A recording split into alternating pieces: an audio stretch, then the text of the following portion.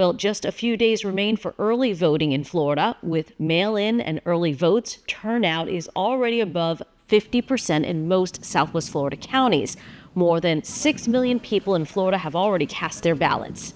Florida Atlantic University's final pre-election poll shows former President Donald Trump with a significant lead in our state. Among likely voters, he leads Vice President Kamala Harris by 9 percentage points here. Other polls show the race is much closer, virtually tied in 7 battleground states. We want to know what recent polling can tell us about the upcoming results. Joining me now is Mark Schulman, who served as Time Magazine's pollster for almost 10 years and worked on the ABC News election decision desk for many years. Mark, thanks for joining us. We appreciate it. My pleasure. Thank you for the invite. So, Mark, I remember when we talked last time, you said don't even pay attention to those polls before Labor Day, but here we are just days away from Decision Day. And the polls show the two candidates neck and neck, virtual tie. So do these polls really tell us anything? Are they important? Well, I gave you some cautions last time we spoke, and I have more cautions to give you. I am the poll debunker. Now, when we look at the national polls, we find everything is sort of knotted up and not telling us a lot. Pollsters are repeating again and again, margin of error, margin of error, margin of error. Now, I could define what a margin of error is because polling is based on probability sampling.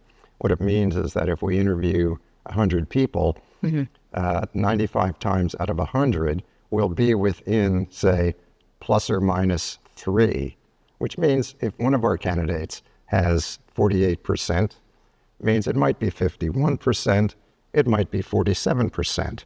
But the problem is that there are many more sources of error and bias in the samples that we don't ordinarily explain. Give us a few. Okay, one is response rate. Our response rate in these surveys, I regret to say, is between 3 and 5%, meaning really? If we contact 100 people, we'll have a successful interview with maybe 5 of those 100. So what do we do about that? Well, we have to weight the surveys to try to estimate our population. And it's the weighting that varies and can cause trouble. A bigger problem is this is a turnout election. The polls are showing that the race is knotted up. But the question is, who is going to vote on election day or election month? Whether it's Harris or Trump supporters. Whether it's Harris or Trump supporters. Each of the campaigns has its own challenges and turnout. The Trump supporters, the base, is made up of many low propensity voters. What that means is sometimes they vote, sometimes they don't vote. Getting them out to the polls is the biggest challenge. Also, identifying those voters, those low propensity voters, to canvass and to push to the polls is a big challenge, particularly for the Trump campaign. Now, the Harris campaign faces different issues. They're likely to have a higher turnout because we've seen something of a realignment in our political parties in the past 10, 12 years. College educated, which used to be a critical part of the Republican base, has been gradually shifting over to the Democratic Party. Those people vote. The lower educated people who make up a good portion of the Trump base, low propensity voters, they may or may not vote. Harris faces her own challenges, though.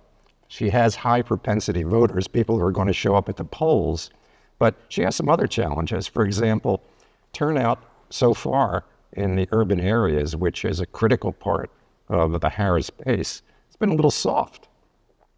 Minority turnout, it's been a little soft. There have been questions raised about whether there has been some fall-off in the Black and Hispanic vote on the Democratic side. That's another challenge that Harris faces. So each side has its turnout challenges, and this whole race is knotted up. It's just going to turn out, it's going to be who can get their voters to the polls. And as you mentioned, polls can get things very wrong. I'm thinking back to the 2016 presidential election. Mention that. With former President Donald Trump and former Secretary of State Hillary Clinton. Yeah, I remember Clinton it well. was supposed to win, according to the polls. What were the lessons learned there? Well, we always learn lessons. Polling is a science of sorts, but it ain't an exact science. And with each passing election, we learn some lessons. Among the lessons we learned in 2016 was, number one, Hillary won the popular vote by 3 million. So the polling wasn't quite as far off. But the lesson we learned is it's the battleground states, it's the Electoral College that determines the winner. And that should be our focus. Forget the national polls. You know, it's nice when we see the barrage of national polls on television or in the newspapers or online. But the fact is, the national polls mean almost nothing. The race is going to boil down to maybe 6 or 7 battleground states, particularly Pennsylvania, particularly Wisconsin, Michigan, Arizona, Georgia, South Carolina.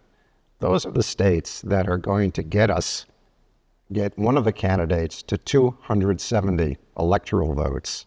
So the focus should be not on the national polls, which is what the national media tends to cover, but it's on those state polls. And that's going to determine who sits in the White House in 2025. How close do you think this will be? Are you surprised, how tight this presidential race is? Absolutely, yeah. We've seen that there are shifting realignments in the polling.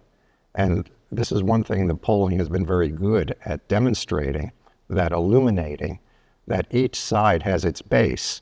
Looking back, for example, at the race where it stood, say, in the spring with Trump and Biden, many voters were in a category we call double haters. They were sick of this rerun of 2020. They really didn't have confidence in either candidate. Well, with the shift with Biden stepping aside and Harris taking the reins, we've seen tremendous movement.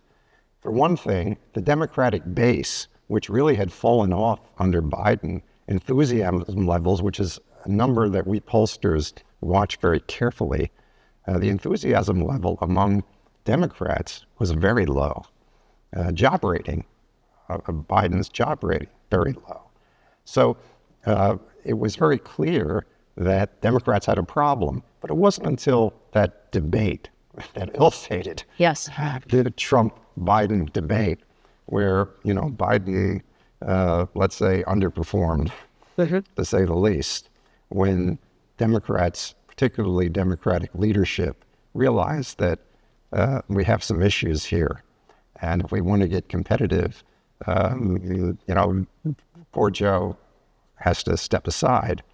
It took about a month, but Biden finally realized, with some pressure from Democratic officials who were looking at our polls, who said, Joe, sorry to say it, but it's time to go.